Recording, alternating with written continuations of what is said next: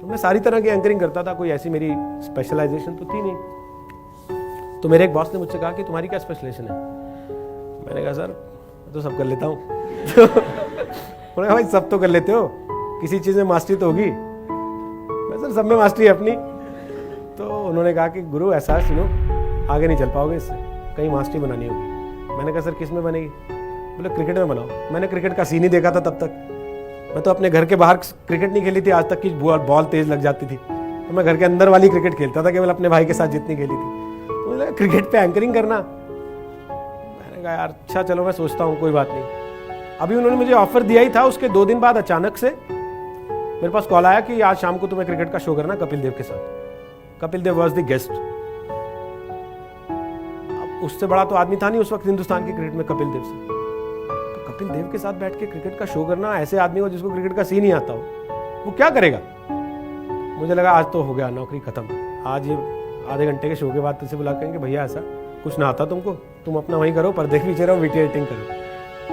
तो मैं कैंटीन से खाना खा के निकल रहा था, अखबार एक उड़ता हुआ आया, पैर के पास पड़ा। मैंने उसे पाँव मारा तो वो उड़ के मेरे ऊपर ही आ गया। किसी ने ब्रेड पकड़ा, खाने के बाद फेंका होगा।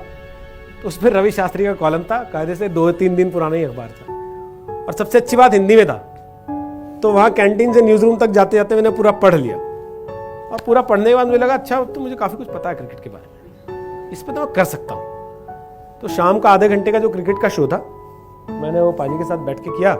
जितनी बातें कपिल देव उसमें रवि शास्त्री ने लिखी थी वो सारी पेल दी मैंने उसके अंदर। और जब शो खत्म हुआ तो उन्होंने मेरे से कहा कि तू क्यों नहीं करता क्रिकेट, तुझे तो अच्छा खासा ज्ञान है क्रिकेट का। मैं अब उनसे क्या बोलता? मैंने कहा सर मैं क्या बोलूं इसमें, आप बोलो इन लोगों से, आप बोलोगे तो हो सकता है ये मेरे से करवा लें, मेरे को तो कोई दिक्कत नहीं है करने में। तो बाहर निकलते उन्होंने मेरे बॉस से कहा यार तू ऐसे मुंडे ने कराया करना, इसको बड़ा आता है क्रिकेट का यार, तेरे बाकी लोग तो मेरे से ही पूछते रहते हैं क्या पूछना है। तो हिंदुस्तान का सबसे बड़ा कप्तान आपकी पैरवी कर रहा है वहां पे खड़े होकर, और आप सोच रहे हो कि यार मैंने गलत किया या सही किया। मेरे बॉस ने साथ ही बोल दिया हाँ सर कल से इसी से करा देते हैं, सुन तू ही कर लेना कल से। तो अब मुझे लगा भाई अब तू फंस गया। बट मैंने घर जाते ही क्या कहा, मैंने घर जाते ही सारे पुराने अखबार निकाले जो 5-7-10 दिन के पड़े थे, सब में रवि शास्त्री के कॉलम काट काट के इधर रख लिए बेड साइड पे अपने, कि जब मौका मिले सोते जागते उठते बैठते, टॉयलेट जाते, नहाते खाते नाश्ता करते, बस वही पढ़ लो रवि शास्त्री का कॉलम पढ़ लो, रवि शास्त्री का कॉलम पढ़ लो, रवि शास्त्री का कॉलम पढ़ लो। फिर अपने एक दोस्त को बिठाया, मैंने कहा भाई तू मेरे को समझा दे ये थर्ड मैन क्या होता है, स्लिप क्या होती है, कवर क्या होता है, गली क्या होती है, मिडफील्ड क्या होता है, ऑन फील्ड क्या होता है, ऑफ साइड क्या होती है, वाइड क्या होती है, ये सारी चीज़ें तू मुझे समझा दे। उसने बाकायदे ग्राउंड बना के कागज़ पे सब चीज़ें मुझे समझाई सिखाई। और ये बात केवल उसे और मुझे ही पता थी कि जो आदमी टीवी पे रोज क्रिकेट का शो कर रहा है उसे ग्राउंड आज सिखा रहे हैं हम लोग कि कैसा होता है।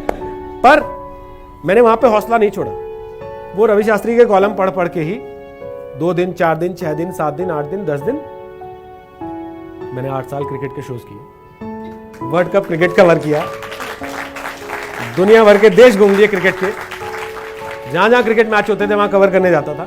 और आपको यकीन बताऊं पहली बार जब मुझे सड़क पे किसी ने आके रोका, मैं कॉम्जम रेस्टोरेंट में खाना खाने गया था रात में निजामुद्दीन पे, तब नया नया खुला था, बहुत क्रेज रहता था उसका, बहुत भीड़ होती थी। तब उसकी इमेज इतनी खराब नहीं थी जितनी आज खराब है, लोग परिवार के साथ भी आते थे। तो मैं गया, वहाँ पे बैठा हुआ था मैं अपने दोस्तों के साथ 2-3, तो 3 लड़के आए आपकी एज के मेरे पास 20-22 साल के, भैया आप रोहित सरदाना है? मैंने कहा हाँ बताइए। आप जी न्यूज़ पे क्रिकेट वाला प्रोग्राम करते हैं ना? मैंने कहा ये अपना क्रिकेट का शो करना सक्सेसफुल हो गया, आज पहली बार किसी ने जो है बाहर आके पहचान लिया कि ये आदमी वही है जो टीवी पे आता है। आप सोचो मैं जब अपने घर से निकला था तो मैं ये थॉट लेके निकला था कि भाई आप जब बाहर निकलो तो लोगों को आपको पहचानना चाहिए। तब वो 2006 में जाके 2007 में जाके मुझे लगा 2008 में जाके कि हाँ भाई अब उस दिशा में आपने बढ़ना शुरू कर दिया।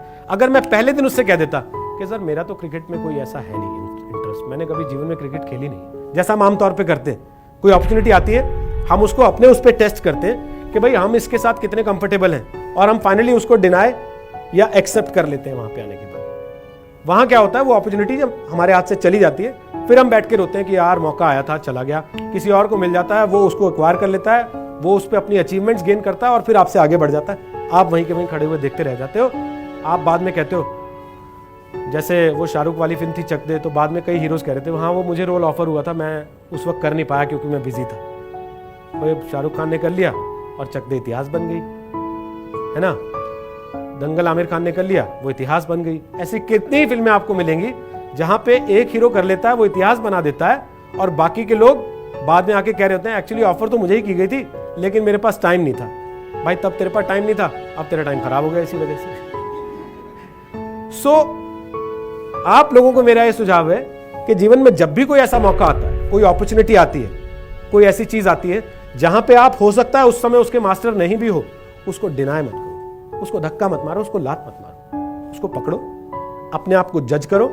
अगर आज की तारीख में कहीं आपको लग रहा है कि आपके पास थोड़ी सी भी पॉसिबिलिटी है कि आप उसको जस्टिफाई कर सकते हो अपने आप को थोड़ा सा मॉडिफाई करके, तो उसको करना चाहिए, उसको छोड़ नहीं देना चाहिए। क्योंकि जब आप छोड़ दोगे तो वो किसी और के लिए हो जाएगी, और जब वो किसी और के लिए हो जाएगी तो आपका कंपटीशन आपसे वहां से आगे निकल जाएगा, आप उससे पीछे रह जाओगे। तो मैं आप लोगों को सिर्फ इतना ही आज ये कहना चाहता हूं कि हम लोग बहुत सारी चीज़ों में, बहुत सारे मौके आते हैं जीवन में जहां हम बहुत छोटी छोटी बातों से कि अच्छा इसने ऐसा कह दिया, उसने वैसा कह दिया, इसने तो मेरे मन का नहीं कहा, मेरी मम्मी ने ऐसा बोल दिया, मेरे पापा ने ऐसा, हम उन चीज़ों को जाने देते हैं और फिर बाद में हम पछताते हैं। तो पछताने से बजाय बेहतर है उस समय उस चैलेंज को एक्सेप्ट कर लेना, उस चैलेंज को फेस करना, उस चैलेंज को टैकल करना और एक विनर की तरह आगे बढ़ जाना। जब आप एक छोटे से चैलेंज से भी जीत के आगे बढ़ते हो ना, तो अगले चैलेंज के लिए आपका कॉन्फिडेंस 100% बढ़ जाता है। फिर सामने कोई बड़ा चैलेंज भी आता है तो आपको लगता है कि ठीक है, जब मैंने वो कर लिया था तो ये क्या चीज है, मैं ये भी कर ही लूंगा। और जब आप ये सोचते हो ना कि मैं ये भी कर ही लूंगा, तो फिर आप कर लेते हो। फिर कितनी भी दिक्कतें आए, फिर कोई आपको रोक नहीं सकता।